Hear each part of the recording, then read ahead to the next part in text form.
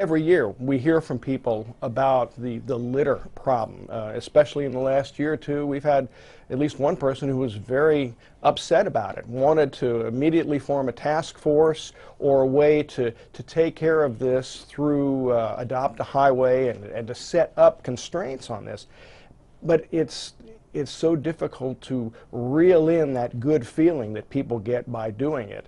And then to set it up after the fact, and that puts those people at risk as well. We're looking to see if we can do something with that, but it takes time to set the limitations, the restraints. You know, you don't see a lot of Adopt a Highway, for example, on the interstate. It's sometimes in places it's too dangerous. There are other roads, it's too dangerous. So it's taken on a case-by-case basis.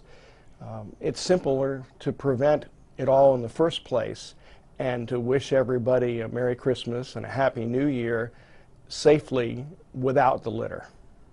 Are you saying that at the department you guys are actively considering constraints of one kind or another? Well, when I say constraints in terms of Adopt a Highway, I've had somebody who said, I want to adopt this section of road, or you need to push to adopt this section of this road or that road so we can make sure people get in there and clean this up afterwards.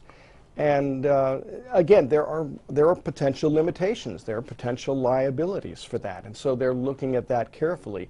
In the meantime, you have the people who put it up, they take it back down, they're accepting their own responsibility. Or you have a family that will go out and they'll want to be good Texans and they'll want to clean it up. Just imagine for a moment that family is on that steep hill with the loose rocks, and one of those kids falls and gets cut on some broken glass or rolls down the road and you know, distracts drivers, and there's a big wreck. That's why we're not encouraging people to put the decorations out there in the first place. And but wouldn't that just be a nightmare scenario for this department? It would be a nightmare for everybody. You can imagine how people would feel if they saw something like that occur or saw the reports of something like that occur. And that's why we try to tell people, don't do it. But if you're going to do it, make it so it's not going to be a distraction, and then let's clean it up. And so everybody can assess the hazard themselves, but we'd still prefer they not do it. And if something like that did happen, something tells me things would move a lot faster down here in terms of dealing with this issue. Well, everybody reacts better to an incident, to something of an emergency.